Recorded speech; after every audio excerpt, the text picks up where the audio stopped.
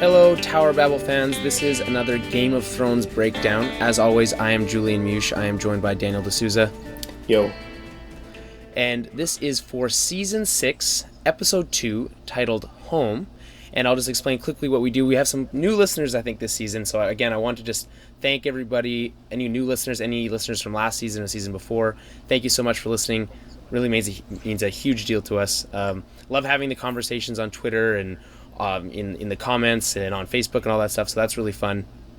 And so yeah, we're going to review, recap, discuss everything through this episode of Game of Thrones. Obviously, there's nothing left from the book to spoil, really, but if there is anything kind of spoilery, Dan will kind of hold it back. He's read all the books. I have not. I've chosen to watch the show as a show, exclusively as a show, so I haven't read any of them at all. I do know some things from the books, of course, from having conversations with you. But other than that, yeah. So that's kind of what we do. If you want to get involved in that conversation I was talking about, you can follow us on Twitter at Tower Babblecast, and that's Babble. It's not the biblical Babel, it's Tower of Babel, like babbling, like talking. We're also on Facebook, facebook.com/Tower of Babel. Is it Tower Babble Podcast on Facebook? Tower Babble. It's facebook.com/Tower Babblecast. Tower Babblecast, the same as the Twitter. Yeah. And then the website for all the stuff that we do. So if you want to, if you really like this stuff, we also have another podcast where we talk about other nerdy shit like Star Wars and Marvel stuff, DC stuff, all that good stuff at our website, towerbabblepodcast.com. You'll find all that there, and you can email us any questions, concerns to towerbabblepodcast@gmail.com. So now that we've got that out of the way, I want to address some listener feedback that we got from last week. When we were discussing some of the big mysteries, kind of recapping where everyone was, even though we didn't see everybody in last week's episode. A couple people did point out that we didn't mention that Littlefinger's nowhere to be seen, and that's actually true now for 2 weeks. 2 episodes, He hasn't been seen this week either, which is a good point. Do we remember what he said he was doing last time we saw him at the end of seaon 5? Is he not still in the Eyrie?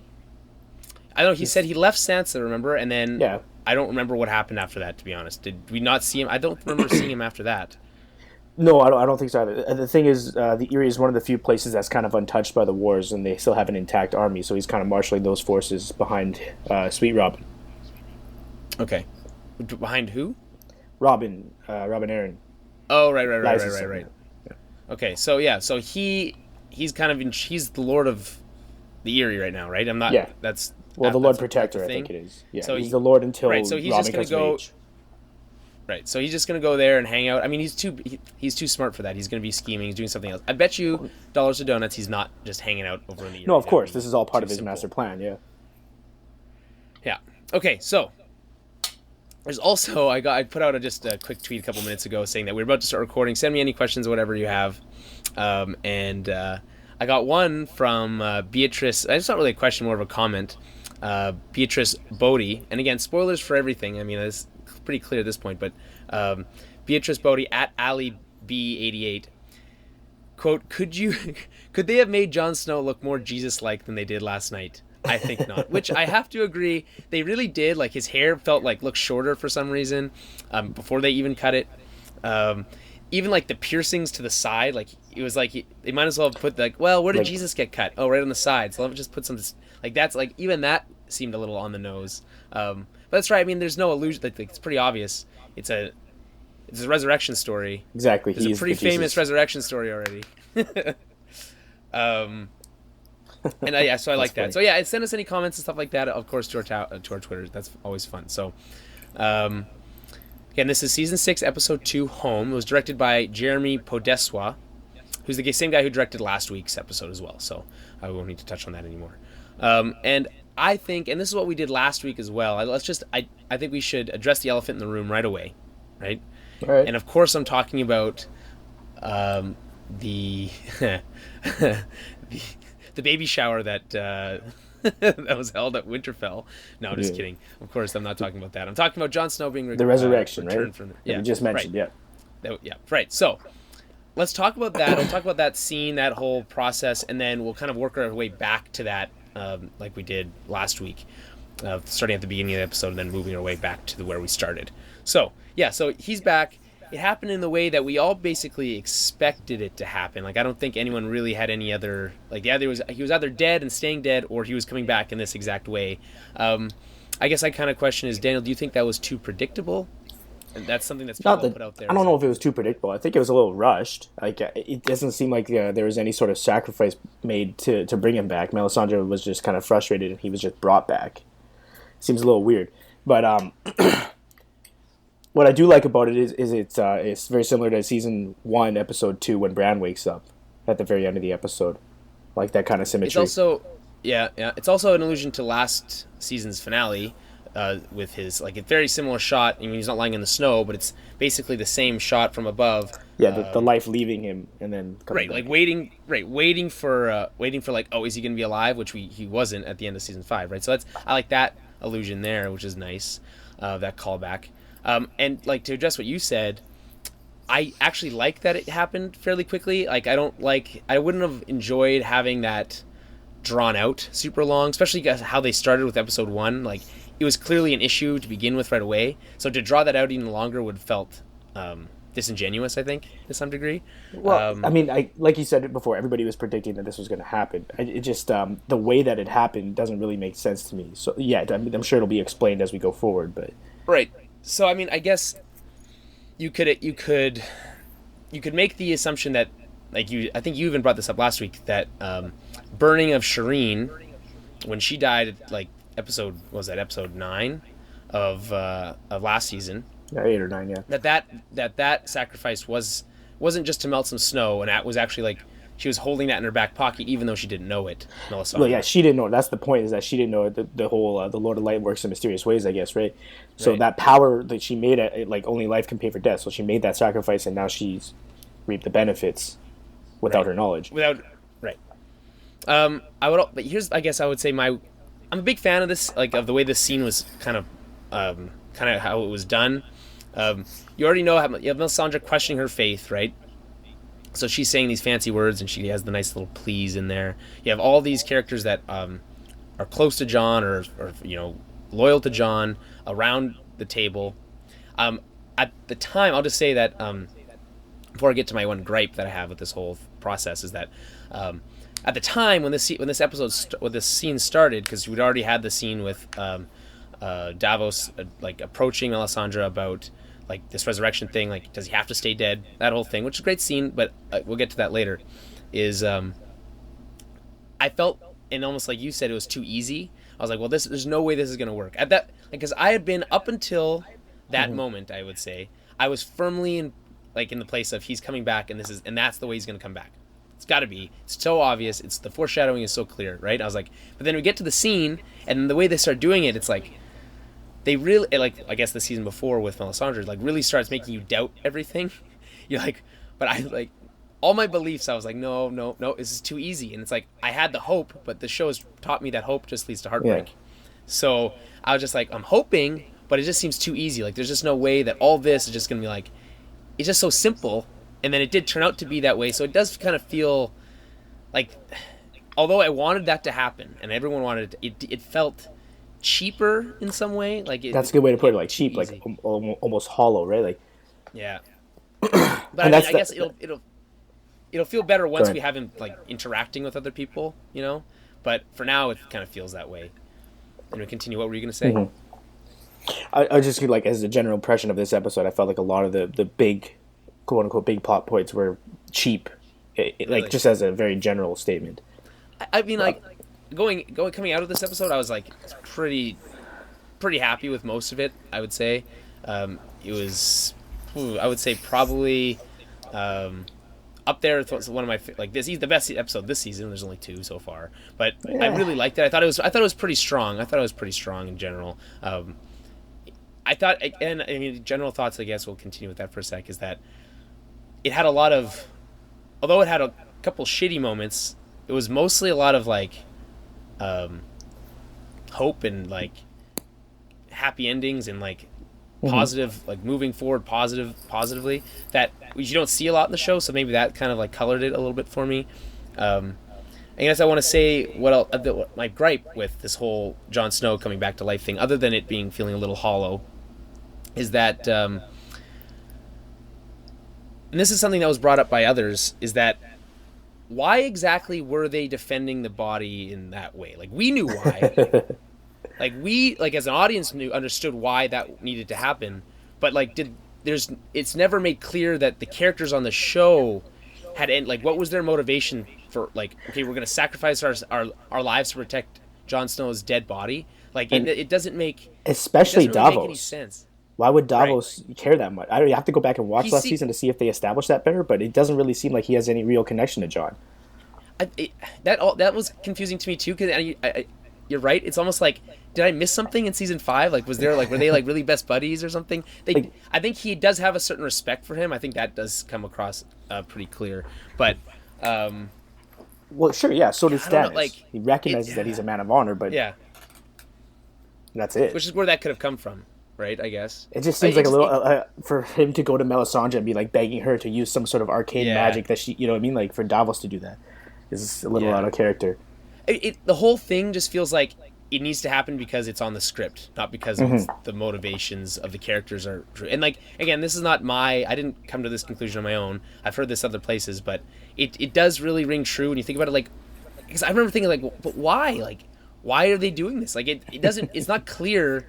Like, okay, so they don't want his body being desecrated, maybe. Okay? They don't want him just like, I guess they were going to burn him anyway. I don't really know. Like, if you do a funeral, you burn them, right? That's like the way they do it in the North. Yes, that's been established. It's been very well established. Yeah. So, what? I just don't like, because like they weren't in any trouble. Like, if they hadn't done anything at all, there would have been no consequences for those people. Like for the Jon's loyalists, like they wouldn't have. Nothing bad really would have happened to them, probably, right? Alistair Thorne kind of makes it clear that like, hey. No one needs to. Although he's probably lying, but that was already after they locked themselves up in that room, right? Like with the body, yeah. Right. It's all very strange, but even though I like how it all comes together, I like how that scene was done. I felt it was really tense for me. I was having like second thoughts. I like the way it lingered at the end there. You have the moment with Ghost kind of sticking around, everyone leaving one at a time. The scene was really well done. And I like the outcome of it with Jon being back, but the process of getting there could have been better. Yeah, the circumstances leading up to it are a little shaky. Right. Any other thoughts on that before we move into like the beginning of the show? Just to comment on what you said about having second thoughts, like it was sort of like I don't want to use the term emotional roller coaster, but it was very up and down in that last scene. Yeah, that'd be a bit much. And I was like, yeah, good for them. They're not going to do it this way. They're not. It feels too quick, too rushed, too cheap, right? Yeah. They're going to like let it last one more episode, and then she's going to figure out some sort of extra step that she needs to take, or some sort of extra sacrifice that she needs to undergo in order to bring him back. But then they pulled the trigger at the end, which wasn't that bad, but that's just where I was watching it. And I'm confident. Like, confidence not the best word. I have faith in the show that they will be able to walk back some of those quote unquote plot holes.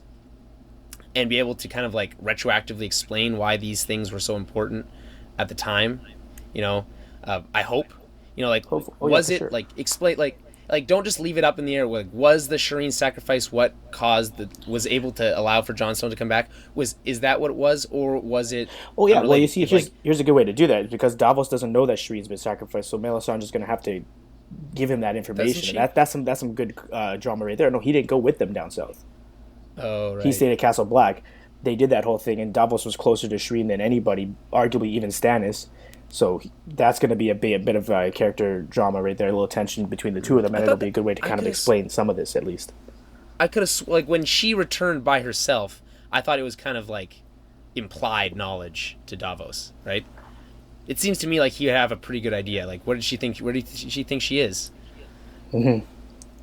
I guess, yeah. Like, they're wiped out. I think he has I think he knows.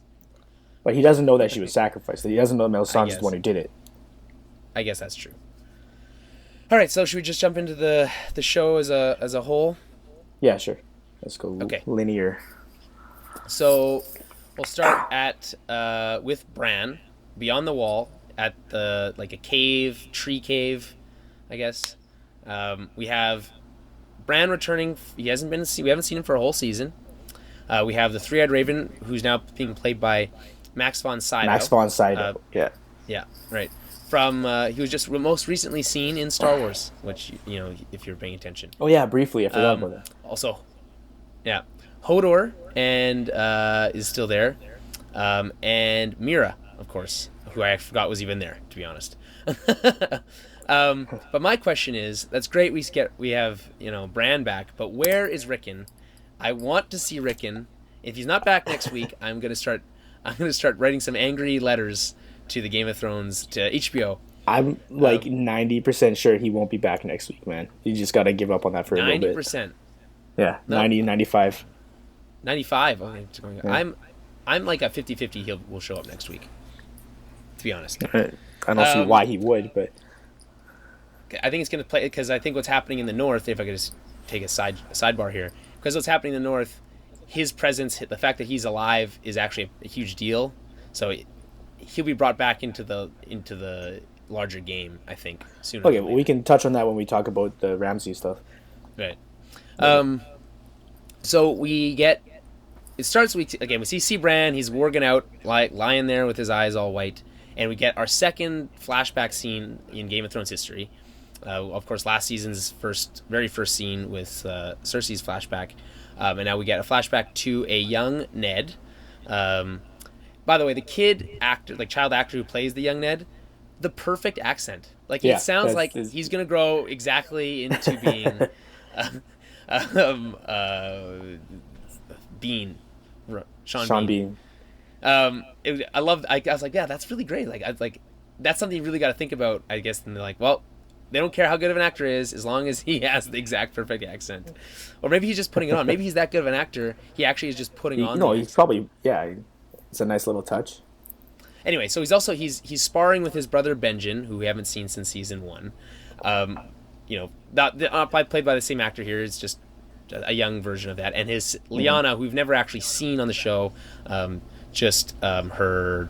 tomb underneath of Winterfell, and also a young Hodor who's actually named Willis, a young stable boy who can talk.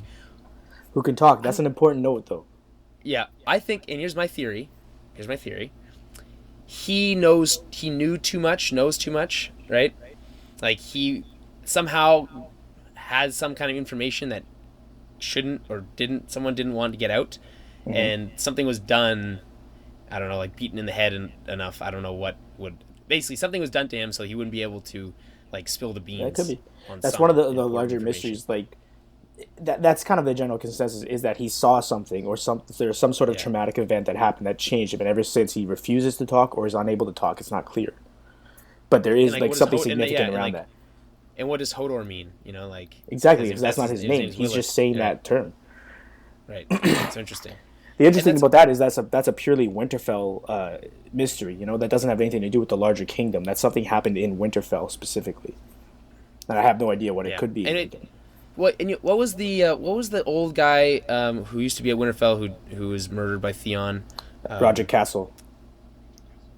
Without the mutton chops. So he presumably would. Well, no, not him.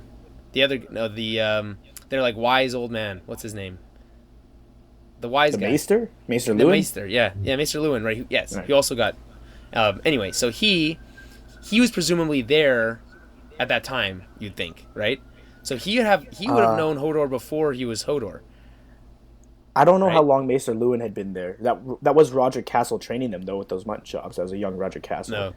No. Okay, I like that. Yeah, that was nice. And then that was Old Nan, the one that used to tell them all the stories, that told Bran the stories in season 1. That's Hodor's grandmother or something like that. I don't remember exactly, because the Maesters, they all come from Old Town and they're kind of assigned to keep. So I don't know how long Maester Luwin had been there. Okay. Well, anyway, he seemed close enough with the family, so I thought maybe a long time. We'll see. We'll find out. There's going to be more flashbacks. That seems pretty clear.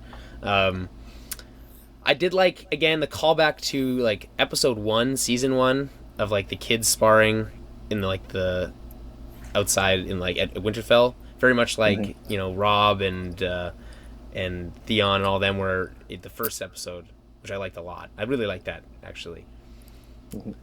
They're happy. Yeah, we don't see that very often.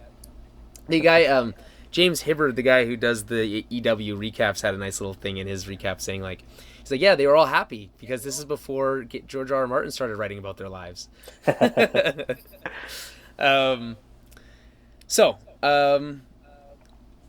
really like the flashback. I like seeing this. We're gonna get a lot of information from it. it's something that I like that they're going to fill in this backstory. It's just something that's been sitting, lingering for a long time, 6 years now. That in the David Benioff and in the like post-show recap thing that they do after the show, mentioned that they had said originally they didn't want to do flashbacks, but then as they kind of walked back on that and have come to the conclusion that the history and the land of what's happening here is so important and is so rich and is so key to the current story that is going on now. It's almost it would be too difficult to try to expect people to get the same weight from just being told that information rather than being shown it, which I like.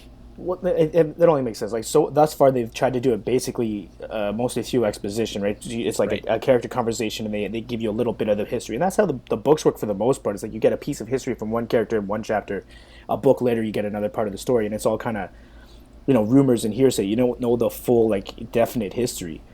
But these flashback scenes and the prophecy is a huge part that has been kind of omitted from the show. So I'm glad to see it finally being a part of the show. And I'm glad to see Lyanna, because that means it's clear that she's going to be a focal point this season, right?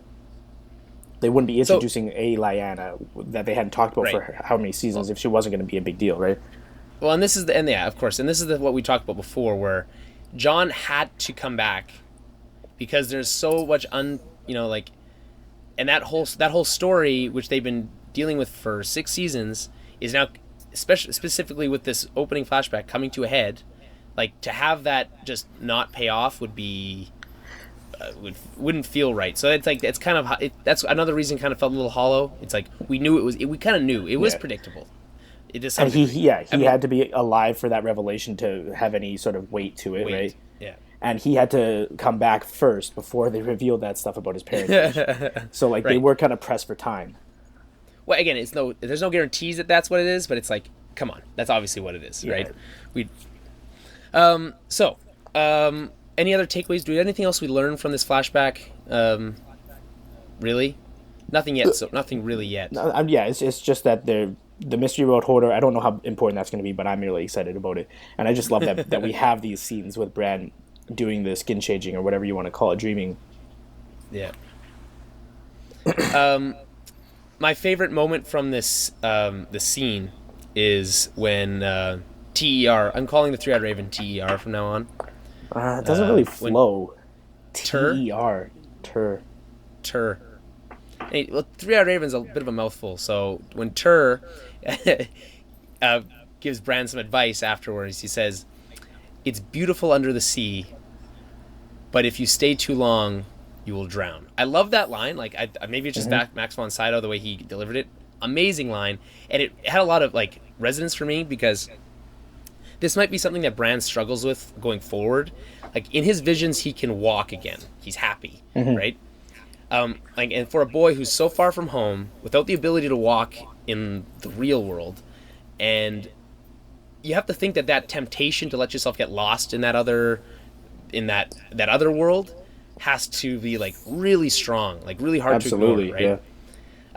And not unlike, I imagine, what VR will be like for people in the next 5 to 10 years. His life in the real world is kind of shitty, but when he can go live in this in the past or through another creature or whatever, where things are better, I think that might be something that we're gonna see happen, him dealing with for a lot of the season, I think, and that's an interesting story. Yeah, you have to touch on that, of course, but it's the whole point, that they haven't given her a name. But one of the children of the forest that's there is he's not going to be here forever. He's here for a specific reason. This is training. This isn't just for fun, right?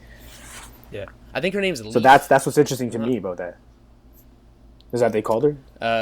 Yeah, I mean, I'm not sure for sure. I can look in the IMDb, but I that's what they called it. That's what EW called her. So, and okay. So children of the forest, again, are they imps, or not the more classic, not an imp like a short person, a classic idea of an imp or whatever, and you know what are they? I don't I'm confused. Well, I know what you mean, but imp, more like naiads, I guess, or dryads. Yeah, or something like that. So yeah, they're essentially the first race in Westeros before any men came, and they were more attuned with nature. they're the ones who grew and carved the faces into the weirwood trees, and like Jojen Amira's father, or Jojen is a green seer, right? Or he was before he died, and that was a trait that was more among the children of the forest. So they have these kind of like weird like natural powers, but they're also wiped out south of the wall, as far as anyone knows. Okay, so more just like fantasy characters that most of Westeros believes is just again fantasy storytelling. No. They're not a myth though. Like these, everyone is clear that they existed that's at like one dragons, point, but they were wiped out. Right. Yeah, it's like dragons or giants. Like they were around, but not anymore. They were a thing, but not anymore. Yeah. Okay. Anything else you want to touch on with Bran? Nope. That's good. Excited to have him back. Yep, weirdly me enough. Too. He looks a lot older. He grew up, yeah.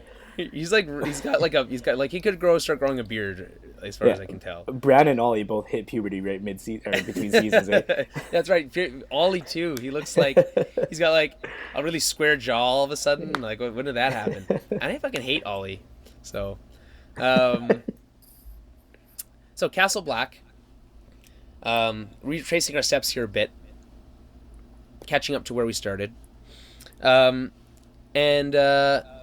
this is a scene here actually that was actually released ahead of time before the season premiere, and I actually thought was going to be in the season premiere. And I really liked the scene in the clip when I saw it. And I still like it a lot now. There's a lot of really good scenes in this week. I like it as far as quality like television. Yeah, no, it's good TV for sure. It's good TV. And there's not a lot of wasted time, but there is some. I'll get to that later.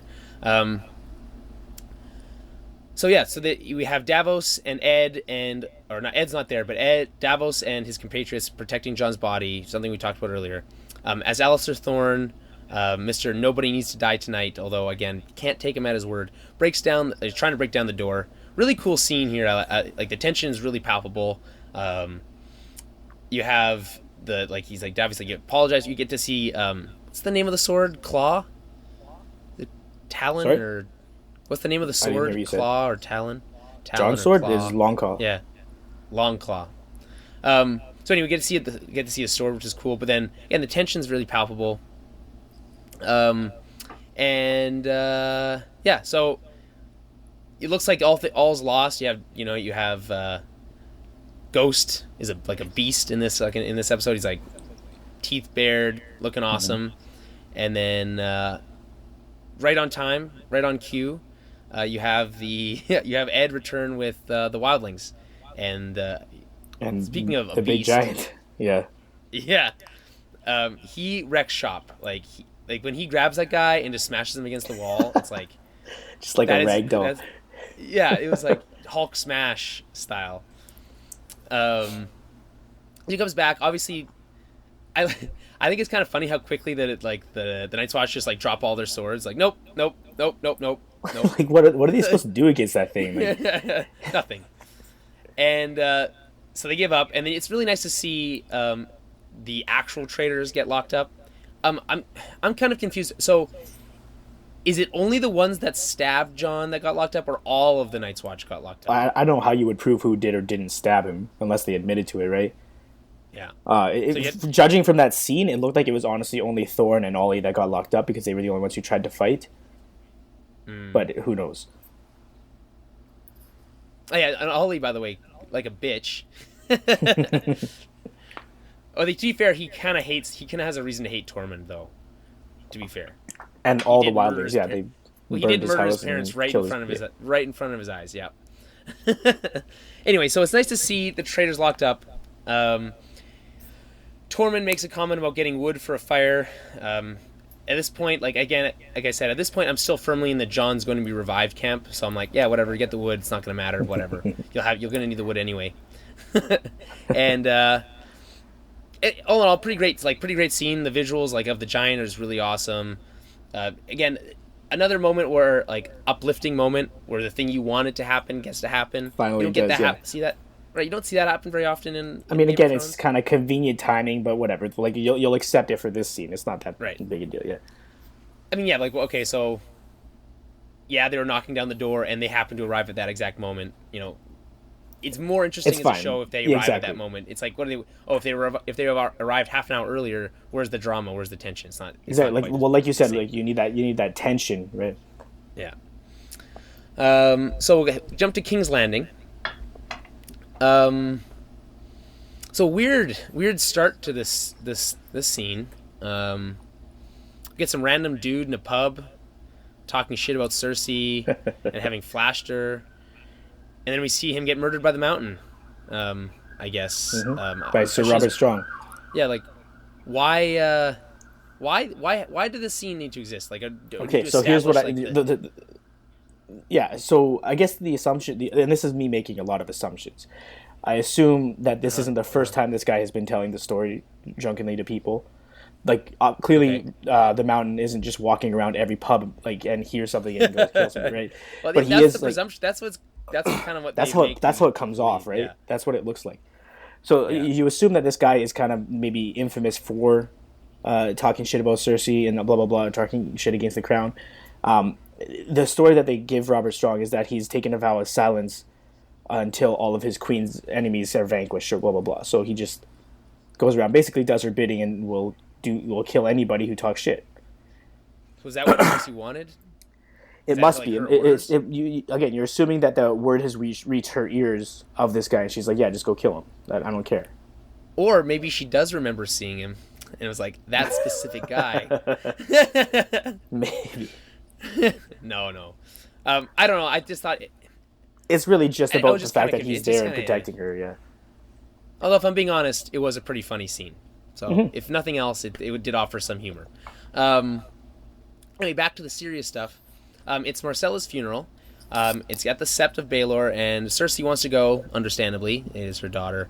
But she's barred from leaving the Red Keep by her son, King Tommen, for her own safety. He obviously doesn't want her being like taken back by the Faith Militant And the High Sparrow. and being paraded through the streets again or whatever, right? So he has this.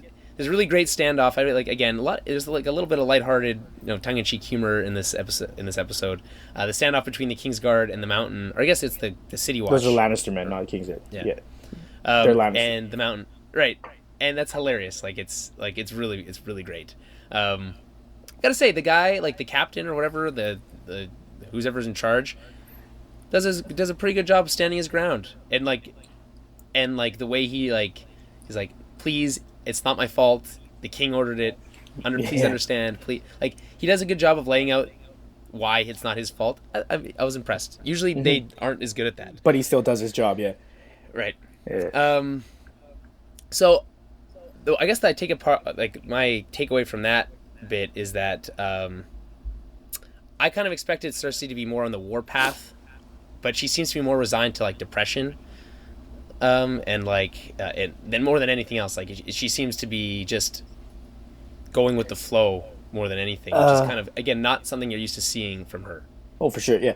I don't know if I would go that far. I would just say that she's more, she knows who her enemies are, her immediate enemies are, and that's the Faith Militant and the High Sparrow, so she's not going to waste her time with Lannister men who are her family's On her side, sworn swords, right? So it's just more, calculated. So here is my gripe number 2 with this episode, and let me just indulge me here, okay? Game of Thrones is really great in making you root for characters you once despised and vice versa, all right? Theon, Jaime are 2 really good examples, okay? But Cersei has done literally nothing but be the worst kind of bitch for the entire series. We're talking, this is season 6, and as far as I can remember, there is not one moment, maybe 1 or 2, very small scenes in the entire series where you have any feeling of remorse or have positive feelings towards Cersei. She's really just been a villain the entire time, right? Absolutely, yeah, for sure. And so to expect me to care about her woes is almost insulting to me. For them to pitch it as oh, poor Cersei is no. Remember, this is her. She put herself in this position herself. This is her own demise, basically. She gave the power to the Faith Militant in the first place, and now she's reaping she made the bed, and now she has to sleep in it.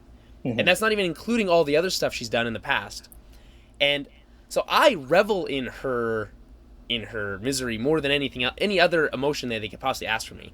So I find every See, time what I they find weird about that, try like, to go ahead.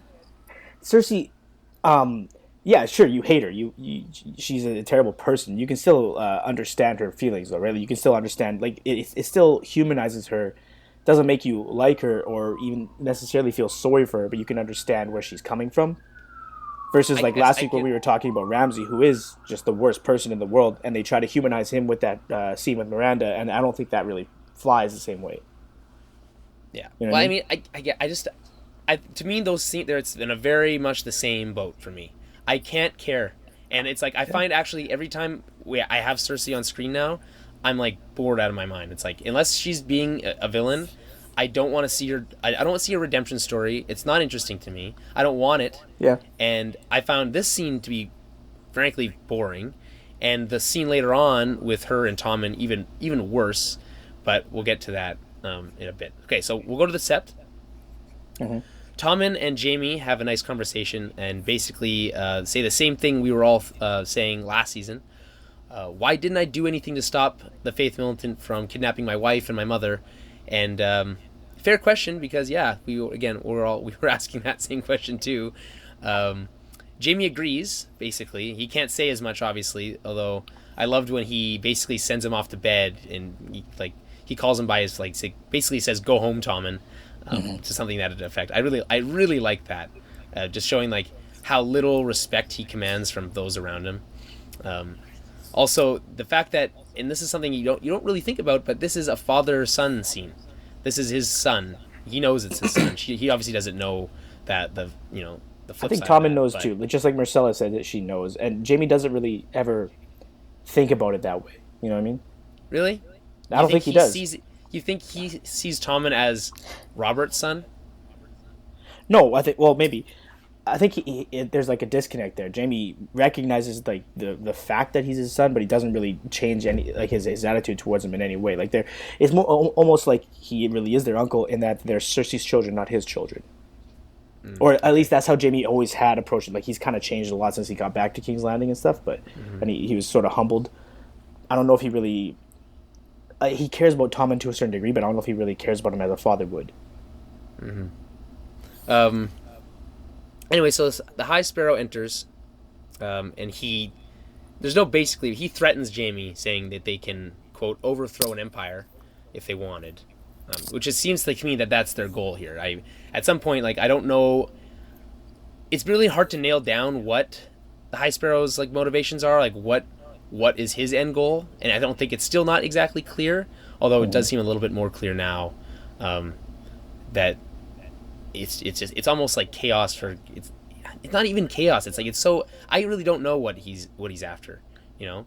But it does feel like he has some sort of political machination. Like he's not just a pious priest that's Right. promoting the the Lord's message or whatever it is, right? He has another plan. It seems like there's something a little bit deeper, even if he's never once has he like vocalized that either like to the screen or to another character in the show that we've seen. So it's hard to nail down exactly what's happening with that. Another like quote of the scene, definitely like about the spilling blood in like the Sept. He's like, no, the gods won't mind. They spill more blood than the rest of us combined, which is also from the trailer for Game of Thrones season 6. But a really great line. If you have to, who gets the best lines on the show? Tyrion, Jaime, Bran, and like those three are for sure. Varys like, gets some good ones. Varys gets some good lines as well. And yeah, so what's the takeaway here? What does this leave us with as far as what's happening in King's Landing? I don't know that anything was really changed in this sequence. The status quo is that the High Sparrow and the Faith Militant are basically in charge. Tommen is getting fed up, but he clearly doesn't have enough power to really do anything about it. Well, he does. That's the thing. He actually does have the power to do something about it. Well, he could command the army to fight the Faith Militant, but politically, that's a suicide, right? But I think at this point, is that something that Cersei cares about, which is what he cares about in the end, I guess, kind of? Like, does she care about that anymore? Well, I mean, in terms of preserving power, I'm sure she has to. Not that she cares about what the small folk think, but the small folk are very much behind the faith militant and the faith in general right now. So doing that would be a bad decision. Like Well, they have to figure it, something out, and not just fight them. she obviously does care what the small folk think. She sent her goon to kill one of them for Mm-hmm. talking shit. So she does care to some degree, I guess. Um, anyway, back to the castle. We get Tommen apologizing to his mom. Again, this scene is just like unbearable to me. Um, I don't care about Tommen. I don't care about Cersei. Like, I care only enough to see her like suffer. Really, at this point. Um, like, it feels a bit. The scene feels a bit over like melodramatic to some degree. A little bit, a bit much. That being said, I gotta say, Lena Headey does a really good job in this scene. She spends most of the scene Always. not even looking at him, at Tommen. Like it's and I try to read like what's going through her mind there. Like is she trying to? This is her last living offspring, right? That's obviously very important to her, but like what's going on behind? Like, she knows that Tommen's ineffectual as a king. Like, she's not an idiot.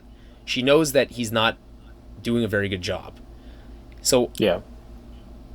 you want to think that she's kind of plotting and scheming a little bit again, but based off what happened to like two scenes earlier, and the fact that Tommen's her last living son or last living offspring of any kind, you would think that she would probably like hold off from trying to any major plots, just in the idea of just keeping Tommen alive, right?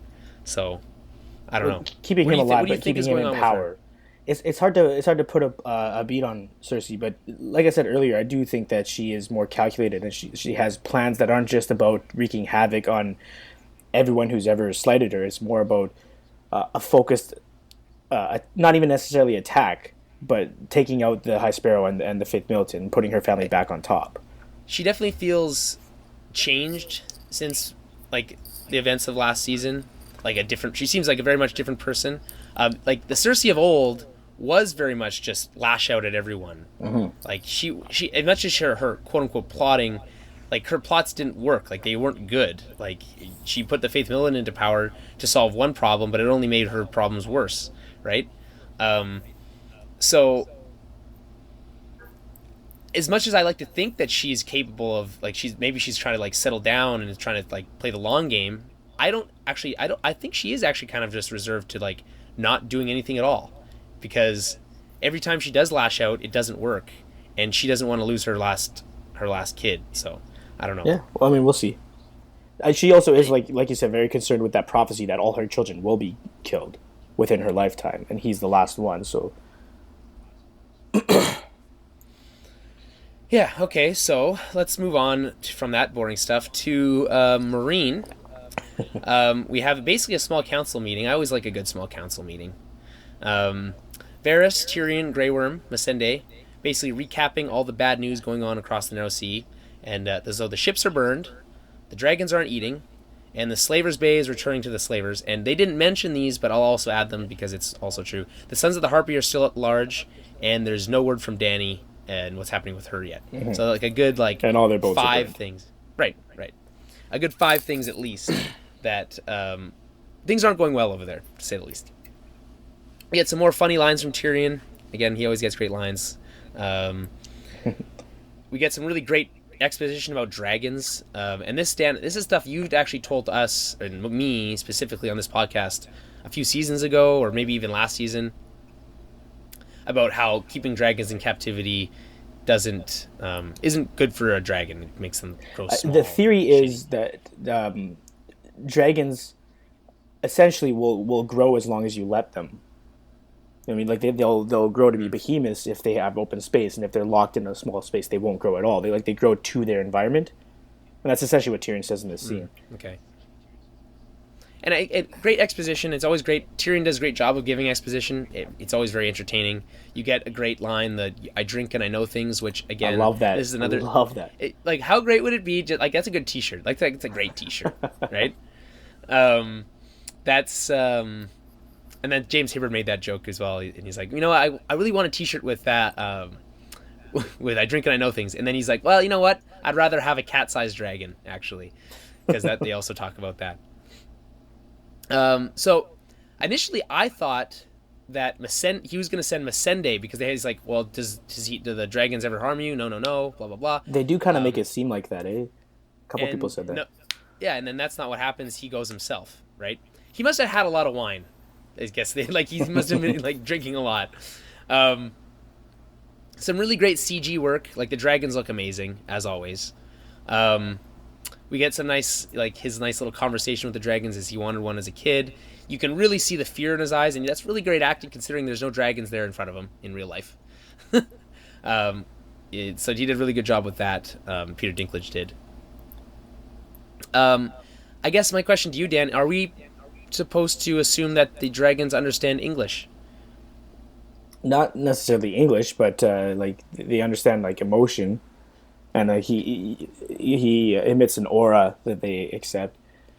Is that he was having basically a conversation with them. I mean, a one-way conversation. It seemed to me like they understood what he was saying. Well, I mean, like you said, they're smart creatures. Like you could see, you couldn't tell which was which, but whichever was on his left, once he undid the chain for the other, he kind of presented his neck. Like they understand what's going on.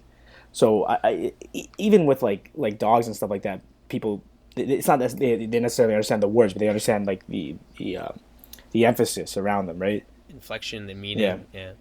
So I would say something more along those lines. I don't think they understand English. Well, I mean, they only remember like because he had made the line here like that. Some people think that they're smarter than men, like they're actually smarter than me and you, right? Mm-hmm. So if that was the case, maybe they do understand English. You know, that's possible. Yeah, maybe, I mean, sure, anything's possible. They're dragons, right?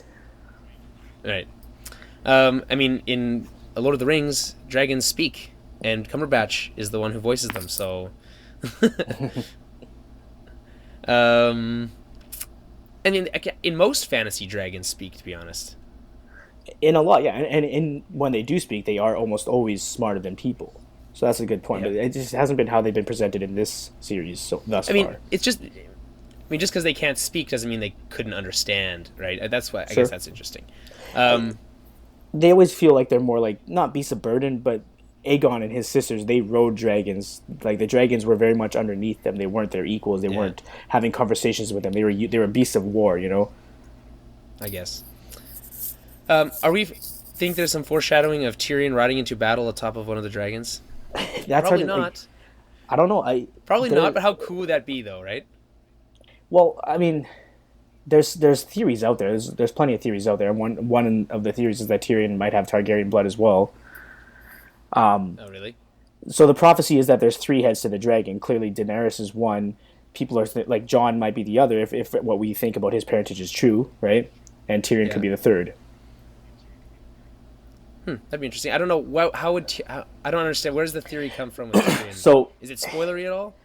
It's not spoiler. Like this all takes place prior to the books. It's only spoiler if it's true. If people weren't aware of this. Yeah. All right. Lay it out for me.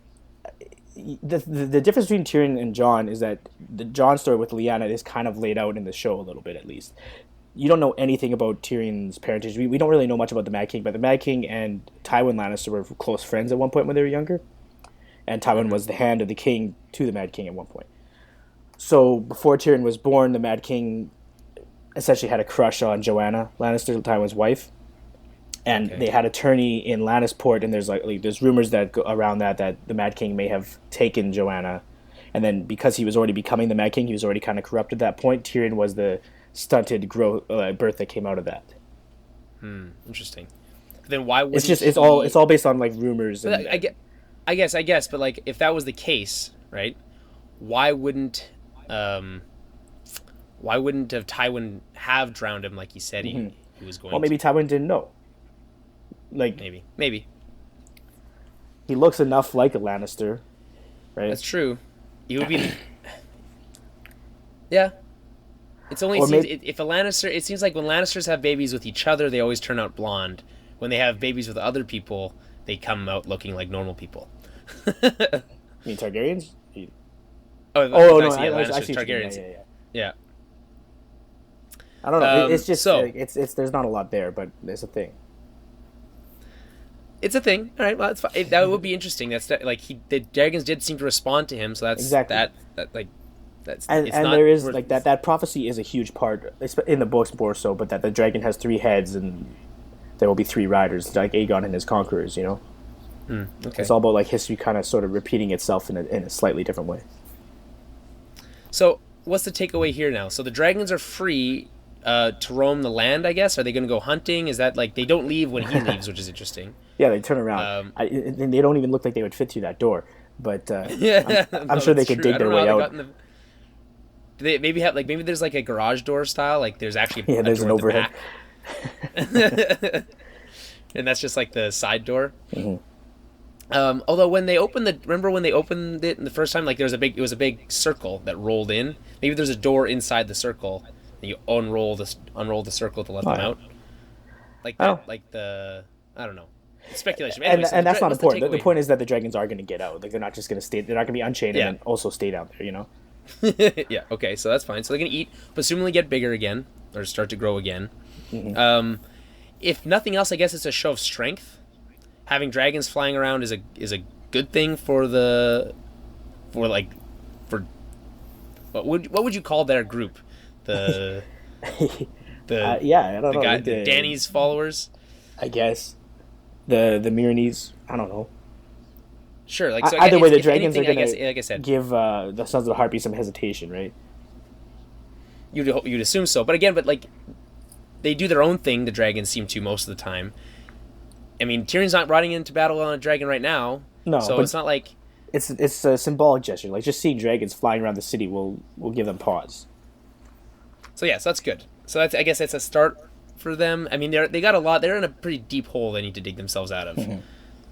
That's a weird saying. How do you dig yourself out of a hole?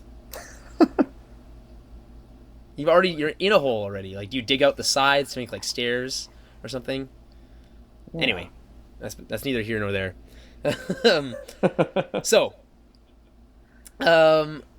It's another great scene. I was really happy with this one. I don't know how many great scenes we have so far. So the first scene is really great. This one's really great. I really liked the scene at the wall, even if it was, it did feel a little convenient. I did still really like it. I guess so far all I haven't liked is the King's Landing, the Cersei stuff. Yeah. So that's 3 of 4 so far. Bravos. Let's see if we can keep it going. Arya is still blind and begging, but she keeps her. I'm gonna call it a bow staff, but it's just a stick.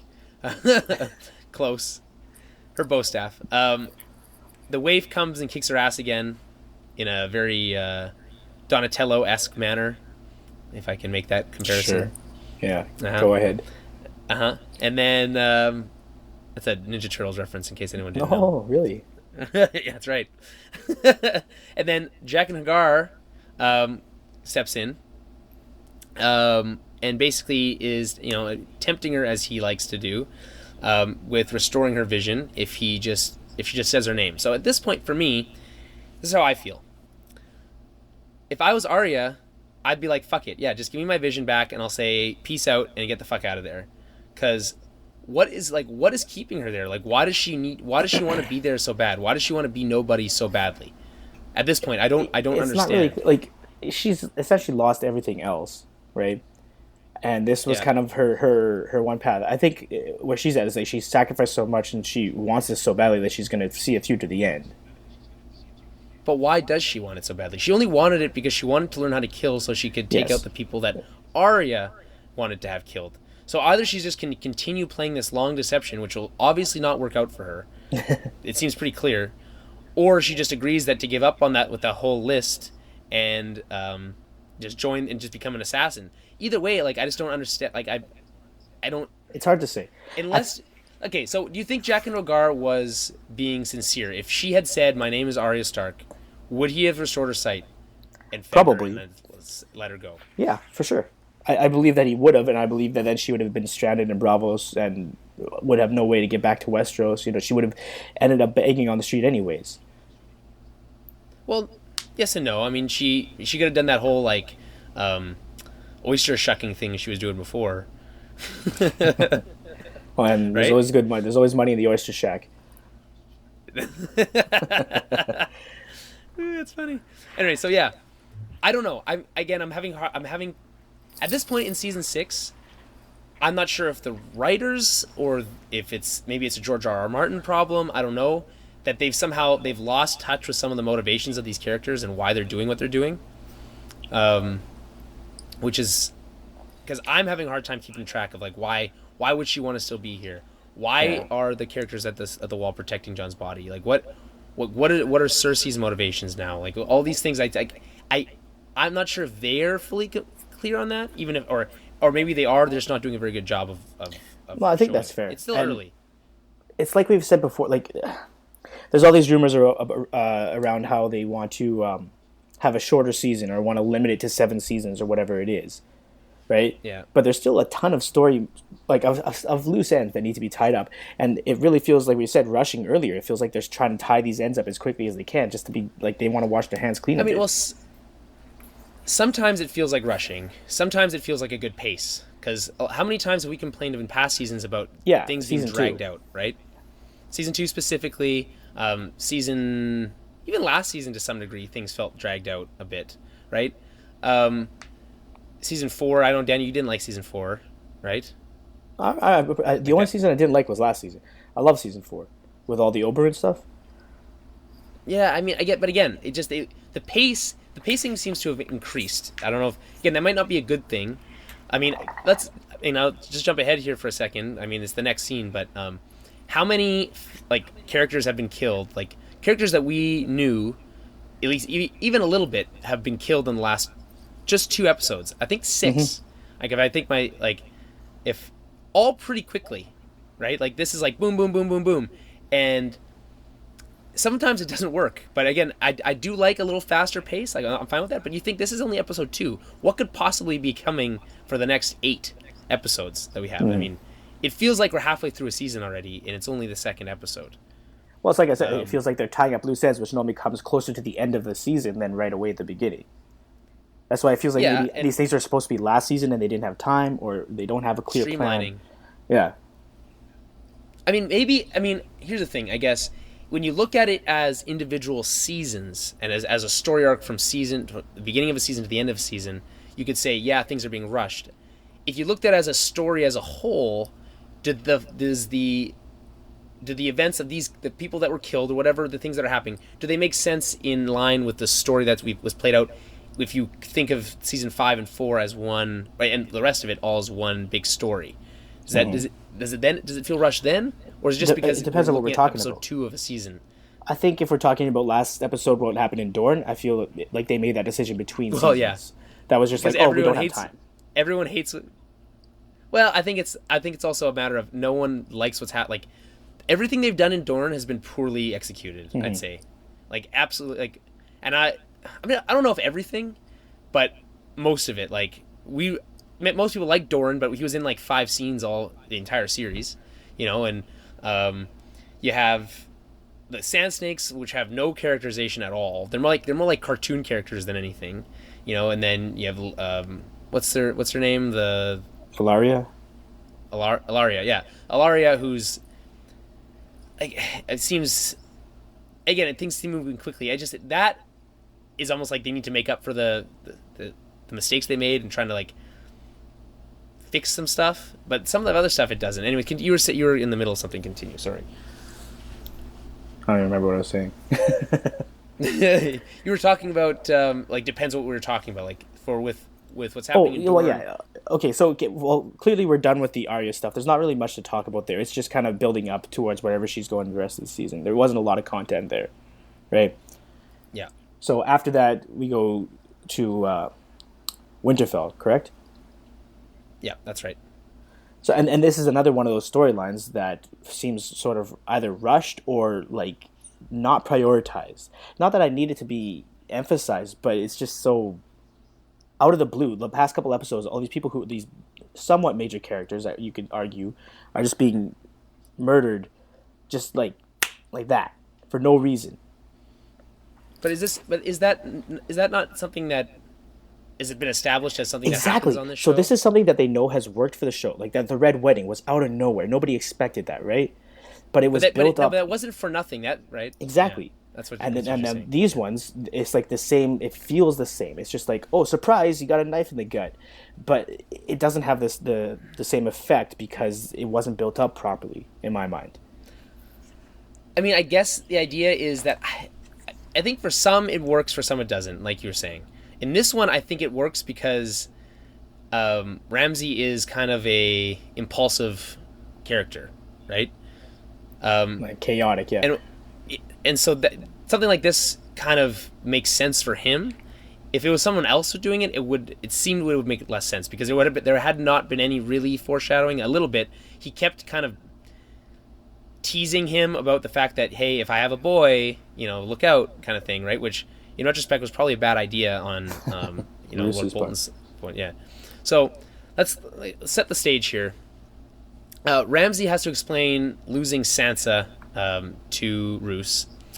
He's joined by a young Lord Karstark. We haven't seen any Karstark since season 3, when Robb chopped off the head of, I guess, this guy's father. Mm-hmm. He's not happy about it. They're still pissed off about it. Lord Bolton Roose explains why. Basically, they make a presumption about Sansa's probably heading to the Wall, right, to meet up with Jon, who they don't know is dead, but now he's not dead anyway. So they're kind of like, they're still right in some degree, basically, right? Mm-hmm. So Lord Roose explains why you can't just go and attack the Night's Watch without alienating the North, which makes sense, right? It should go without saying, yeah. Yeah. So we get some interesting info here, and this is the kind of stuff that I always really like. I like getting an idea of the bigger picture. So we learn that which are the strongest houses in the North. I think they list off 3 of them that control more men than the rest of the houses combined. And the Karstarks are one of them. The Karstarks, the Umbers, that's the giants.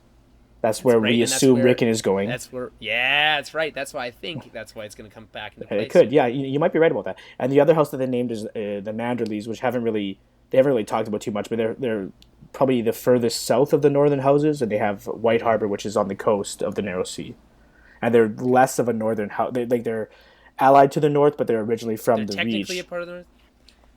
Yeah. Right. So they don't have the blood of the first men in them. Okay. So what you're saying is, Dan, if I can make a super obscure reference to to Winnipeg and its surrounding areas, you're saying that if Winnipeg was Winterfell, Kenora would be this White Harbor place. Yeah, that's actually pretty apt. Yeah, and you would say like it's in Ontario. It's in Ontario, but it's more of Manitoba kind of a deal, mm-hmm. right? And they're all about the water. Yeah. So if anyone knows what we're talking about, kudos. So where were we? I got really distracted by that for a second. So yeah, I really like knowing that. Okay, so basically they already have the Karstarks on their side. I guess we'll jump. Yeah, we find out that Lady Walda does have a boy. Ramsay stabs his father. I mean, here's the thing. As soon as Ramsay walked over to hug his father, I was like, wow, this isn't going to end well. Like, I kind of saw, at that moment, I was like, he's going to get stabbed. I saw it at that But you didn't know which way it was going, right? Did you get that? You think, oh, no. The whole time I was like, one of them is going to stab the other as soon as they started hugging. No, because if you're...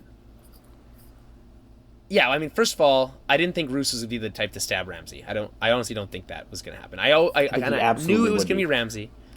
And the thing is, like, the reason I thought that was because, like, Ramsay's not the hugging type. He doesn't hug people. I mean, Roose isn't either, obviously. But, like, the idea that he would go in for a hug is, like, well, it automatically felt weird, right? Mm-hmm. Like, the most awkward hug of all time. Like, clearly, he did murder him. So, and there's actually a really interesting quote from David Benioff, who's in the same after show thing. So basically he says that although this was a crime of passion, I'm paraphrasing to some degree, this was a crime of passion, he hadn't gone into this meeting with Roose expecting to murder him, right? It wasn't also entirely not premeditated, because you can see that the young Lord Karstark doesn't react. So it's something that has been broached. He knew it might be something he might have to do. he didn't want. I don't think he necessarily wanted to do it. And he was just protecting the power that he had already consolidated. I guess something he probably learned from Roose himself. So I really like that little aspect of it. It was a crime of passion. It's something. Okay, he found out it's a boy. All right, it has to happen now. But it's not something he wanted to or necessarily felt like he was going to do. But it was something he had already thought about ahead of time. So, anyways, back to what I was saying before. What was I saying? Okay, so they have the Karstarks already on his side, right? But he needs to somehow convince these other two houses to back him against. I guess they want to march on the wall. Is that the idea? Again, this is that problem where I don't understand. Where's the motivations here? Okay, so he wants to consolidate his power. Understood. That makes sense why he'd stab Roose, right? Which, by the way, kind of upsetting. We're losing that actor, that character. I really liked, although I didn't like him as a character. Like he was a shitty guy. He always had like really cool lines. Like he even had one right before he died about like, if you get the reputation of a mad dog, you're treated like a mad dog, right? Which I like. Again, really cool line, really well delivered. He's always been really cool in the show. Kind of sucks losing him. He's very much like almost like a replacement for Tywin. You know, like cold, calculated. He's on top of things, and he's just like, exacting. It's everything is by the books. Right. There's no emotion. And he's wise he's kind of like the Bizarro version of Ned, in some way. Yeah, that's fair. So we have again, help me out here, Dan. What do they want to do, and why? How are they going to do it, and why? It's really hard to say. Well, here's the thing about this is exactly what I said after the episode. Like, he signs his death warrant when he kills his father. He's not going to be able to consolidate power in the North, I don't think. But he doesn't have the respect of any of those houses. But not only that, just like the fear. Exactly, and that won't, especially in the North, that would never fly. Especially with the Umbers, you don't really know much about them, but I don't think that would ever work. I guess, judging from this scene, his plan is to go and attack Castle Black. So we could have some storylines converging up there, because the Boltons were technically allied with the Lannisters, so they are all under the King's Peace. So there is no real war to the south for him, right? So it's just the Ironborn in the west, where basically they're, like we learned in this episode, they're gone from the mainland, and then he wants to get Sansa from the north, from Castle Black. So he has to get Sansa back. Is that that's the goal here? But I don't. This is where this gets confusing to me. Is they need Sansa because they need a Stark to have control of the North, but he just lays out a whole thing about he doesn't need to have Sansa to control the North because he only needs these two other houses. No. That's just in terms of like military power. Those houses have more power, like more manpower than anybody else. He needs Sansa, and he needs an heir by Sansa to solidify his power, because then there would still be a Stark in Winterfell, and those houses would respect that. They don't respect him, and they won't follow him, but they will follow a Stark. Right. Okay. Because they still honor Even that if it's tradition. A Stark Yeah. Okay. All right. So again, this is murky. I mean, like the motivations here not clear, guys. Got to start working on that. Not happy with that. Although again, really cool scene. The scene itself, television-wise, really awesome. But again, some problems. And then I guess obviously there's another section of this whole thing, and I don't want. We'll skip over the details. But yeah, he feeds his stepmom a newborn baby to the dogs. I guess it's like. We know the show does like to do a lot of like wow moments, shock moments, But like, is this a bit much for you? Like, do you think this doesn't need to, like, that didn't need to be, like, you didn't need to do that? Well, I mean, in this for way? whatever reason, I don't know why. Maybe something like this one wasn't as shocking to me as some of the other ones we've talked about last season. I really didn't like it because this one, like, you can easily see Ramsay doing this. This is he takes joy in this type of stuff. Like, he wouldn't just kill the baby. I understand it. I understand why it would happen, but I'm talking as like from the show, like as a show. Oh, sure. We had last season. We had the burn a little kid. We had at the Red Wedding. Rob's wife was stabbed in the gut and like full on screen. Pregnant wife. Yeah. Right. Like some brutal stuff. Right. And they're not shy from showing brutal stuff. They show through a guy gets smashed against a wall by a giant in this same episode, but. This feels like not gore because it's not gory. They don't really show very much. Yeah, at least it happened off screen. It seems right? like it seems a bit much to me. It is like, excessive, I don't know. for sure. Like, well, but like the alternative is for them to reference it next episode, be like, you know, they had to show him. You could do it more subtly. You could, yes, for sure. Could do it more subtly. They could have had him walk like, with her into and then just have the gate close and then kind of fade out, sort of thing, right? It's clear what's going to happen. You hear the sound of the dogs, and like her crying out, saying, "No, please, please, please," and then we don't have to see anything. But they want him to have that "I like being an only child" line, right? Yeah, I guess. If it's only for that, I don't think it's worth it, to be honest. I don't think I won't, like, you know, defend it. Like, I don't really care. I don't need it in the show. It's like I don't have as much of an issue with this one as I have with other ones in the past. Right. I guess for me, it's like at this point you think, well, you just get like desensitized to this whole thing, right? Like, oh well, you know, it's just something the show does. But for me, it's like I'm almost kind of like fed up with it. Like, okay, we get it. We know your shtick. Like, we don't need to. Like, it's like, come on, it's a newborn baby and a mother. Like, we get it. You know, it's we get it. Game of Thrones, you're brutal. Least, yeah. Yeah. So, but it also is like a very small, like, side note in the show proper. Like, it's not that big a deal. I mean, if you say so. I mean, it is a big deal because he is back to being like the only Bolton. He's like the only Bolton now. And the other thing we didn't actually mention that we should have is that he instructed the Maester to tell everybody that Roose Bolton was poisoned by his enemies. So that's another, like, that could help solidify part of the North. So here's what I would do if I was a Maester, and I mean, it probably wouldn't work out well for him, but I would send out not that and just say what actually happened, hop on a horse and get the fuck out of there. Because, like, obviously you're not safe hanging around with him. Well, I mean, it's clear that Maester lives in fear. Even last episode when Ramsay was with Miranda's body and he talking to the Maester was clearly afraid of him. He's been conditioned that way, right? I don't think he would get far on a horse with those dogs. You don't think a horse can outrun a dog? No, I don't think he would get far enough away. One man, if he had a hunting party after him. With a horse, I think you get far enough. I think it's on foot that a hunting party can catch you. Yeah, I mean, horses and people both need to take breaks. I don't know. So I guess I'll mention. I guess we'll go into the next section anyway. Is there anything else you want to mention about anything that happened? I think we covered it. Ramsay, that psycho son of a bitch. So yeah, somewhere near the wall, somewhere between the wall and Winterfell, in a forest somewhere, we have a really nice touching scene. It's kind of short. I don't think Brienne and Pod even speak in this scene. Brienne does. They're just there. What does she say? She's telling Sansa about Arya when she found Arya. Oh, right.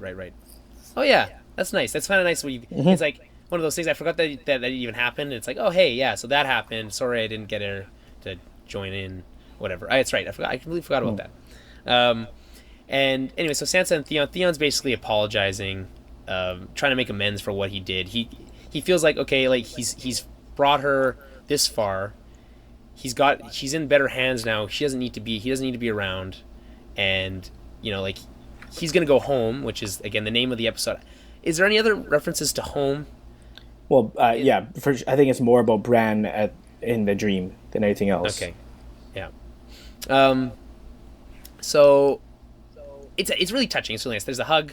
It's like, come with me. You don't have to. Like, Jon won't kill you, and all that kind of stuff. And I mean, the only part that I again, other than like the sentimental value of it, and it looked really nice, and all these shots in the snow of these forests with the snow and all, it's all looked really pretty. But is that you have to remember, and this is something that we've talked about in the past on this exact show, is that Game of Thrones fucks with the how long it takes to travel between places all the time. So they have horses. If it takes them longer than one episode, like if they're not at the wall by next episode or arriving at it at the end, like that's like the last shot of them arriving at at Castle Black, I call bullshit. They have horses. It does not take that. Even the first episode of the first season, where I guess the first episode where they go off to where Jon is sent off to the wall. Or the second episode. It's the second episode. Yeah, like he was there the next episode. So like, no, they have horses. You have to just get used to it. But I think first of all, you specifically have already called bullshit on this many times. But and we'll continue to if it keeps happening. you just have to, like, nobody wants to see them walking around. Well, it's just convenient. What bugs me is that it's like if they don't get there, it's because something bad is going to happen to them between there and it bugs you because like it makes the timelines kind of screwy because you don't know exactly how they relate. Never mind the timelines, Dan. We can get to that in the next thing, okay? But I guess it's the same thing with Bran. Like, although you can presume that they've been hanging out there for a while doing that stuff like, because it's obviously not his first vision with the three-eyed raven. Yeah, that's what he says. Yeah. So it's not Tur. That's never gonna work. It's Tur or Turd. Stop trying to make Tur happen. It's not gonna happen. So let's jump to Pike. Unless again, anything else you want to say about Sansa and? No, it's nice that she's seeing. I do like that Brienne is there. As much as I don't like how convenient it was that she was there, it's nice that they're together, and she was able to have like Sansa gets some news of Arya. That was a nice little touch there. Yeah. What do you think? What's in store for Theon in the Iron Islands, assuming he makes it there? Well, given what happened in the next scene, it's hard to say. Well, I mean, to be fair, I feel like he's actually better off now. His dad hated him, so it's not like... I think his dad hated... He would have still accepted him into the house. I don't know, man. I don't think he would have. He even makes the line in this episode. He's like, well, I lost 3 sons that day or whatever, right? Mm-hmm. So... Okay, let's talk about that stuff, because I could talk about the Islanders a lot. Okay, well, good, because... here's something I want to say, and this is just as a tangent. I hadn't written this down, is that they make a reference to, like, the revolt where like, basically... I guess Ned and all them come and bust down the doors and like wreck shop. That's something I want to see in a flashback. That seems fucking cool, right? I mean, it would be cool, but I think you already know everything you need to know about it. Is that Balon lost, his sons were all killed, and Theon was taken captive. I think it would add some spice. It would give you some like more perspective on like the whole ward thing and like how all that works out. Sure. Yeah. It would be cool to see the battle a lot differently. Yeah. I just like the idea of like Balon trying to grab for more land, which is what they're always trying to do, and then just being like told to fuck off, like go back to your fucking island. You can't win, So I like that. I just like and being forced to kneel. Stuff. That's the important part, is that he, as an Ironborn, was forced to kneel in front of Robert Baratheon. Oh, Robert was there too. Well, Robert was king at that time. They were rebelling against Robert, against the Baratheon throne. That was like very soon before before season 1. Theon was taken as a ward as a child. He was too young to wield a sword. That's why he wasn't in the battle. I'd say like 5. 5 years. Okay, yeah, so that's not bad. Oh, no, I'd say that Theon was about 5, not that... Oh, so yeah, so it was probably 10 years prior before we saw... Yeah. Okay. So, Dan, I guess, do you want to break down what happens here? Because I'm to be honest, I'm not super thrilled about this whole thing. Let me just say before you jump in, is that how long has it been since we've seen any of these characters? Has it been 2 seasons? It might be. I can't really remember. I don't know if I want to say 2 seasons. I think Asha may have been in last season, but I don't think... Or Yara, rather, is what they call her in the show. I don't think Balon was. When was Yara's rescue attempt? That was the end of season 4, wasn't it? Was it? Well, then, yeah. It was. Yeah, I think you're right. I think they were completely omitted from last season. Which in itself is a problem. Because people don't even remember who these people are. Season 4, so they weren't... so that's right. We didn't see them all season. We have them pick up a conversation like she had just left to go, like she'd just gotten back from like that rescue operation. Like, no, that was a long time ago. So this is where that whole like timeline thing gets confusing. Is this supposed to be in line with what's happening? Is this like a conversation they have all the time for some reason? Well, no, I think it's mostly in line with what's happening. It's later on. We know it's later on. Yeah, it is, because they mentioned that they lost Fleetwood Mott or whatever. Deepwood. Fleetwood Mac is what I was thinking there. Fleetwood Mott. Fleetwood Mott would be a good like Game of Thrones like Fleetwood Mac cover band. Like a cover band. Hey? Yeah. Fleetwood Mac. Makes a lot of sense. Fleetwood Mott. Anyway, you get this conversation. It's literally all like the whole opening sequence here with Balon and Yara is all just like hey, remember what they did and who these people are. Is like it's it's all just catching up, right? exposition-y. And I didn't like it at all. It felt fake in a lot of Well, no, ways. it's just like that there's not forced. really much to catch up with. All they say is, yeah, we no longer have any foothold on the mainland. All their forces have been drawn back to the island or to the shores. What was their again? Sorry. What? Why? What was their goal? What was their end goal? What are they trying to accomplish? I think people have been asking that question since season 2 when they decided to do like Balon. I guess he has a bit of a grudge against the North because of what happened. Because it wasn't just Ned Stark's army, but that was a big part of it. And then Ned Stark took his son. So Right. and also in terms of proximity, they're fairly, it's like they're closer to the north and then to the west, the Castleys, Lannisters rather, at Castle Rock. Yeah, he like you said earlier, he just wanted direction. He just wanted to go in there and try to take what he could because he felt that the North was weak at that time. They had left that border open because they thought they were allies. Fair. So it's really just him like, yeah, I'm gonna. He's paying the iron price. He's taking what he wants. He's not gonna. It's weak. Yeah, exactly. He's not gonna ally himself with somebody else to be granted some sort of gift after the battle is done. He's just gonna take whatever he wants.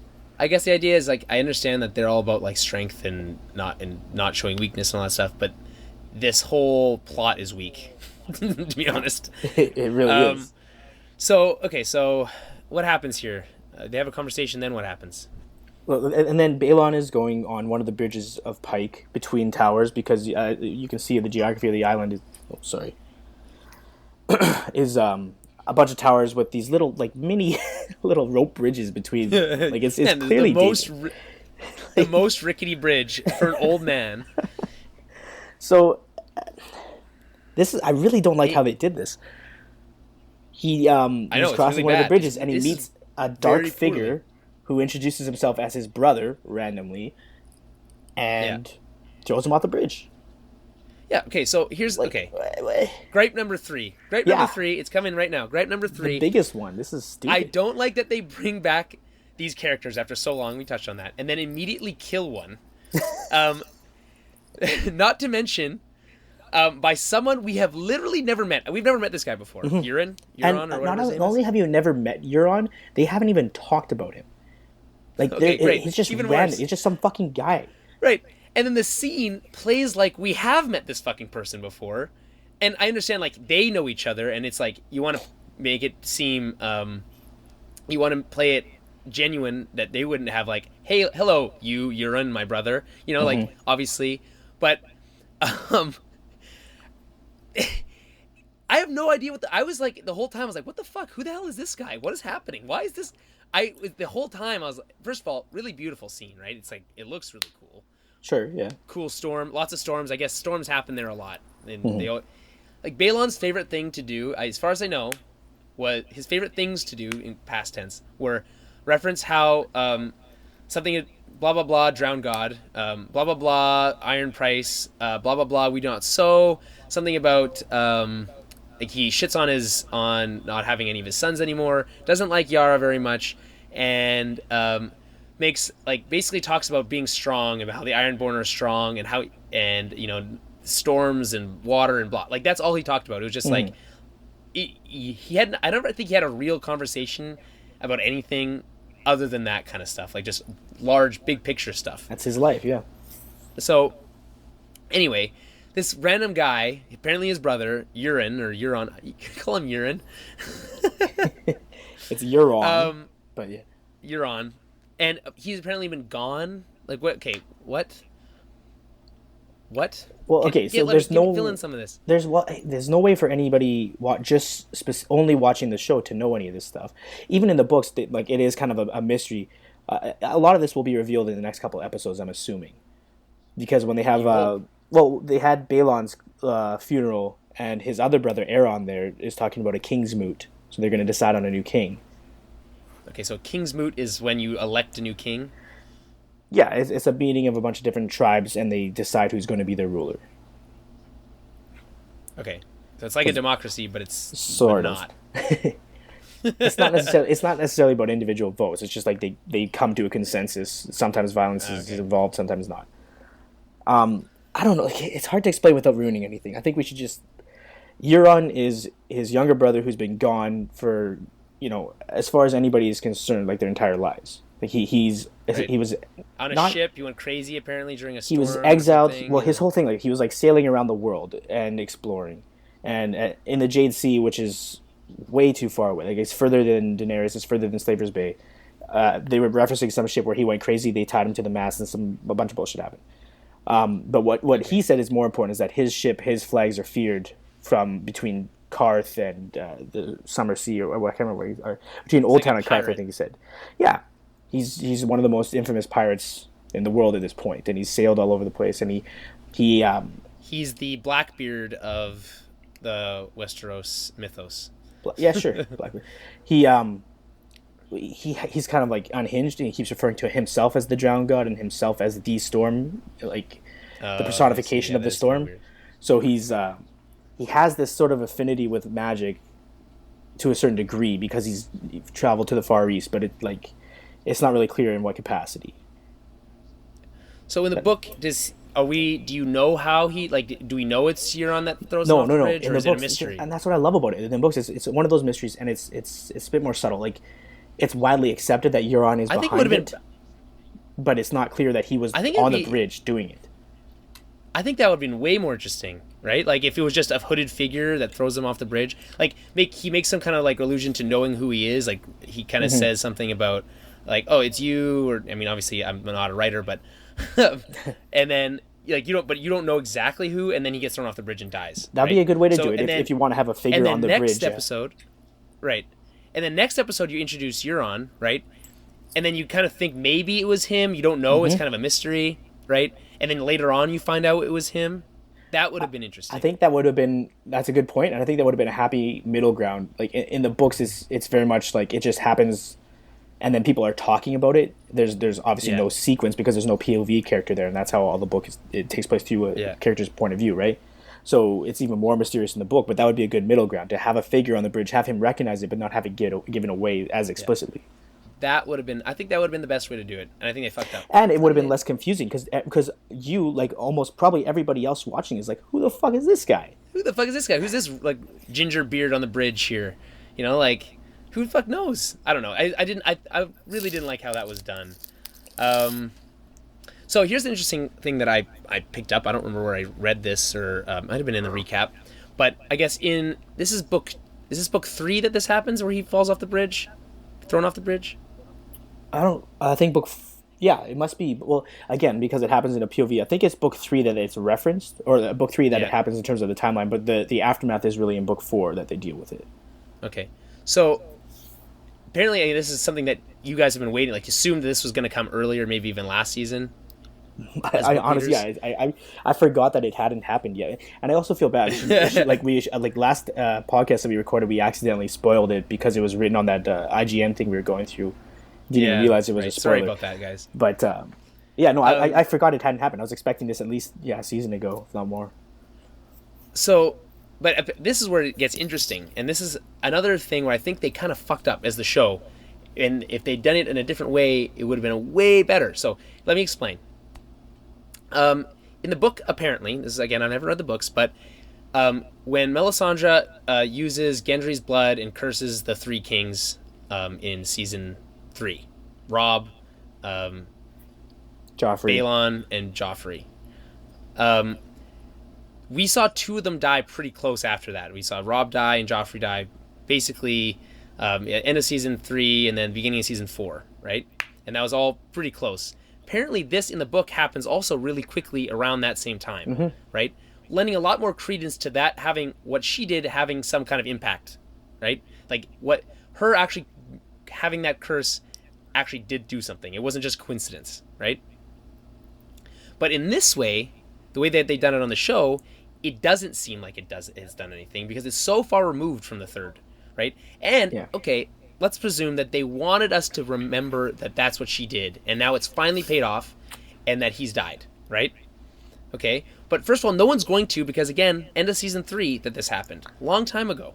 We're talking 3.5 years ago. And this is, out of those 3, the least significant. Right. Like, Robb is a big deal, Joffrey's a really big deal. This, nobody really cares as much about, right? Right. So...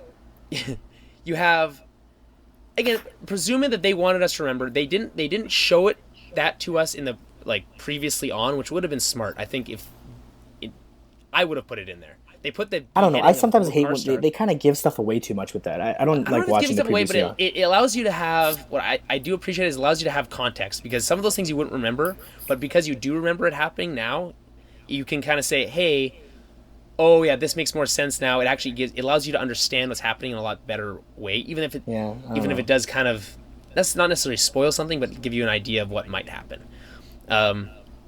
So okay, they didn't do that. If they wanted you to, here's where I think it could have been really good, because you put that in there as thinking, okay, so she did have a power over these people. They died after when she cursed them, right? She's having a struggle of like a crisis of conscience. She's kind of lost her faith, right? She doesn't believe she actually has any power. It's all just been coincidences or whatever, right?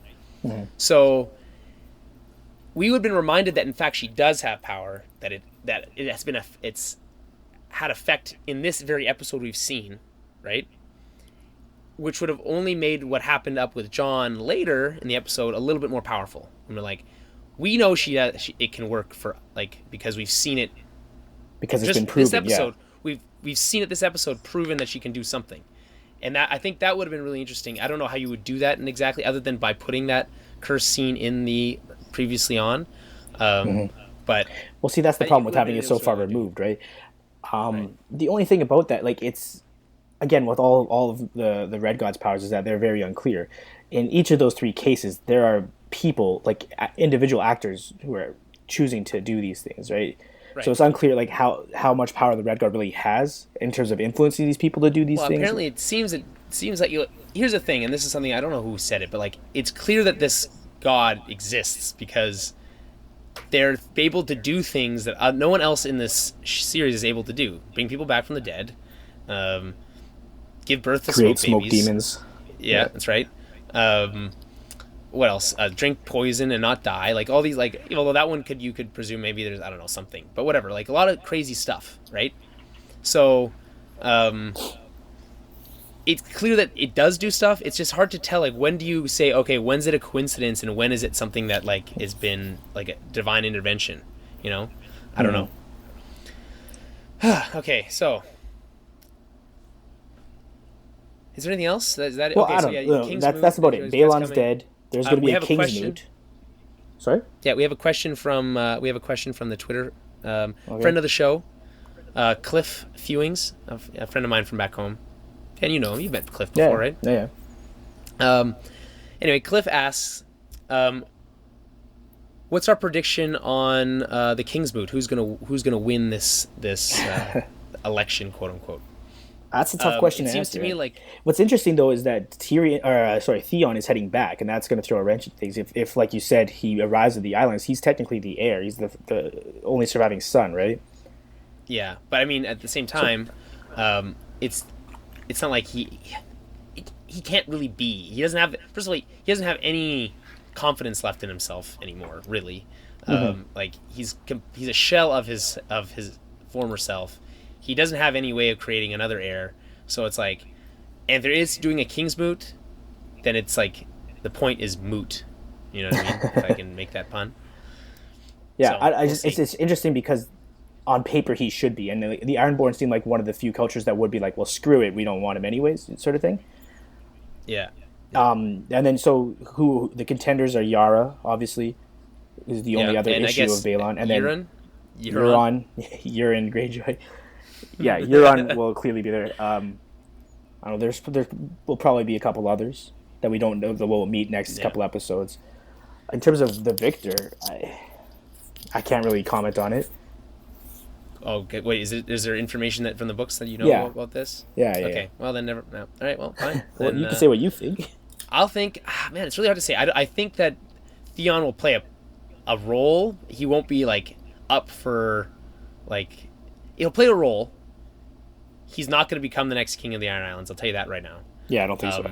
I mean, I think we're led to believe that Yara is supposed to is who we're supposed to be rooting for. I think. She seems the most like thoughtful person of all of them in the Islands. You know what I mean? I mean, they've done a pretty shitty job with that character. She's not exactly charismatic. No. Like, I'm not really and then behind we have, everything. and we don't, and we've just met Euron, so I guess maybe him, but like I'm not sure. It's really it's and in a broader sense, why does this actually matter to anything that's going on in like the greater story? Well, the Irelands are still going to play a part in whatever happens next. Like they still, I guess. I guess But they it are just off seems the so unclear, mainland. like, they're off the mainland. They're not a part of any. Like they haven't been a part. They've only been tangentially related in the first place. And with Theon going back there, it becomes even less Okay, well here's connected. again, like I'm not. Here's a way to think about it, right? And this is entirely conjecture on my part as well.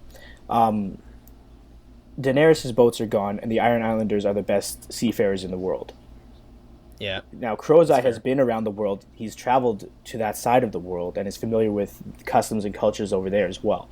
I think there could be a way to draw those storylines together, although that's pretty far fetched. They're on opposite sides of the world, Yeah, I guess. it's a bit of a stretch. But there's a lot of there's a lot connecting there. Hey, so what's going on at Dragonscale or whatever that island is? Stormwatch, Dragonstone, Stormreach, or Dragonstone. Stormreach is something else entirely.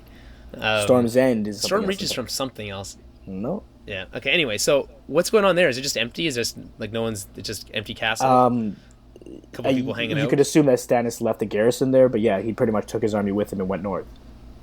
Okay. Well, so it's for the taking, I guess. Up for grabs, yeah. It's got that really cool table, so I mean, and that's an asset in and of itself. You don't have to bring maps around. You can, like, so it's anyway. It definitely ups the resale value for sure. All right, so we might as well finish with where we started. We can touch on, I guess, on Melisandre. We kind of did that already. Davos kind of did that already. He comes to Melisandre. It's clear that they have never really seen eye to eye, but he has seen her do impossible things and asks her to do something now. She's wearing her necklace again, so she doesn't look all weird. So that's good. I mean, I like that scene, actually, with Davos and Melisandre, even if it does feel forced again in some way. Well, it's cool to see her, like we said earlier, like she's so shaken that she's lost her faith, and it's a different side of that character. We get a little bit more depth out of her. She looks a little disheveled, even though she has her hair's a little messy, and yeah. I don't know. She's lost it. I guess we kind of already touched on everything with Jon. I mean, it's great. You know what? Great. Jon's back. That's sweet. Of course, glad to see him back. It just again, I don't know. We're saying the same thing, but it feels. I think. Listen, I'm gonna be pretty happy about undeserved. It once he starts to interact. Here's something we haven't asked or touched on yet, and something it seems like kind of we should have already. But how different do you think he's gonna be? Yeah, that's hard to say too. Like that's the thing when Beric Dondarrion is brought back, he's brought back changed every single time, right? Okay, so he says that, but he seems like the same guy. Well, he also, if you remember, he had a hard time remembering certain things. Like there are pieces of his mind that are gone every single time. Like and he it didn't. Seems like Jon's been dead longer than he was, which I don't know. Yeah, because it wasn't right away. I don't know. It's hard to say how much he will have changed. The one thing to note is that technically, and this is a technicality, but he's exempt from his vows to the Night's Watch because he died. Yes, that's right. It seems to me like this Night's Watch is pretty much useless now anyway. Like yeah, that's true too. They're hard like without the wildlings, there really are nothing, right? So it would be interesting to ask. Do you think Jon is going to come back and be the Lord Commander of what's left of the Night's Watch and the wildlings? I don't know. I think what's gonna what I would think is if you're a Night's Watchman or a wildling, if you saw someone who died come back to life in a position of power, or they, it's hard not to follow that person, Yeah. So you're like, well, I mean, they were fucking dead, now they're not, so that's pretty crazy. It seems to me like he's got luck on his side. I would. Well, think that the other side of that is though. The wildlings and the Night's Watch are also used to, or maybe not so much the Night's Watch, but they know to distrust people who are brought back from the dead, right? Because those are normally bad guys to them. That's true. I would say that Melisandre did say she saw Jon fighting at Winterfell, right? And her visions have been poor in the past, less, not the most clear, as visions tend to be misinterpreted. But if that's the case, I guess you would assume. I guess who is he fighting at Winterfell? When does that take place? Mm-hmm. Is he commanding a wildling army? Is he commanding like a combination of the wildlings and the Night's Watch? Which I assume that's going to happen. Like I think that will happen. I think they'll come together in some kind of fighting, because they know of a greater threat. Right? So especially if you remove Alistair Thorne, from the equation, you have a lot less resistance. Well, I mean, I'd be interested to find out what happens to all the other guys who stabbed him, because Jon will be able to, at least, you think, would be able to name them. Well, we know that Bowen Marsh and Othel Yarwick did. I would say that, what's his name got beheaded for much less. Janos Slynt. Yeah. If stabbing the Lord Commander doesn't, isn't worth a beheading, I don't know what is these days. Mm-hmm. So I wouldn't be surprised to see that happen to some degree. I mean, it all really hinges on what's Jon's perspective now, having returned from the dead. How does he see things? Does he see having died as a way out of his oath, or does he still see that oath as being something important to him? It's all. I don't know how much Jon really cares. Like, I think the lesson that he learned from But he did care. No, he cares about the message, like, about the mission of the Night's Watch. It's not about the specific individual vows. It's about the overarching mission, and he recognizes and he's trying to tell people that there is a larger enemy out there. So I'm sure he'll come back more focused than ever on that. I don't know how much he really cares about being Lord Commander and all that other stuff. But I mean, only if it means he has the ability to command the Night's Watch, that might help. Right. Okay. All right. Well, I think we can leave it on that. It's been where would you say, where would you fall on this episode as a whole? Yeah. Give your again. I think we mentioned this a couple of times. It's really good TV. It's compelling TV. There's a couple story elements that I'm disappointed with. Plot holes for sure. It feels, again, we're going to use the term rushed. I'm worried about that they're putting a cap on the seasons, and this is a byproduct of that. But overall, I'm still enjoying it. Both of these episodes are still pretty solid. Essentially, there's only 5 episodes. Exactly. I don't know. I wouldn't worry about that. I think I would say is that yes, there's been some shaky characterization in the last couple weeks, and last season. I think will be built up over this season. There's less characters now, right? So the characters that are still around will be built up more. And we'll get a better understanding, hopefully, again, of why some decisions were made, again, hopefully. And I guess we'll go from there. Mm-hmm. I really like this episode. Counting my, really quality scenes, obviously the Jon scene, the Pike, stuff at Pike does not count. The stuff with Sansa and Brienne Pod and Theon and all that stuff, that was good. So, that's another one. Winterfell, the stuff at Winterfell was great. Braavos was okay. I mean, it was nothing great, but it was not bad. Marine, I really liked that. And then, and basically everything except for what happened at Pike and what happened at King's Landing was all, A grade for me. I mean, gripes aside, I had the 3 in this episode. I really, really liked everything this episode is doing. And I mean, it's hard. It's all colored by the fact that Jon comes back at the end. Really excited for next week now, of course. They do a really good job of that, making you excited for next week. But, so, and I'm really excited. Excited to see where this all... I'm glad, but I'm happy that we got this out of the way. We can stop making predictions and trying to understand why and what and how it's going to happen. It's happened. What's the fallout from that? That's what I'm interested in. That's the more interesting story, for sure. Yeah. All right. I think on that note, we can wrap it up. Again, I'll just reiterate the stuff I said at the beginning. Follow us on Twitter, @TowerBabblecast, BABBLE, Facebook.com/TowerBabblecast. Our website's TowerBabblePodcast.com. TowerBabblePodcast@gmail.com for any email, questions, comments, concerns. You can leave comments at our website, of course, as well. Send us questions to our Twitter, like Ali BB88 did. Beatrice Body is her actual name. anyway, whatever. The point is, you send us questions over the week. I'll try to save them, and we'll have them for next week. If there's anything that we missed or anything we should have talked about, please let me know.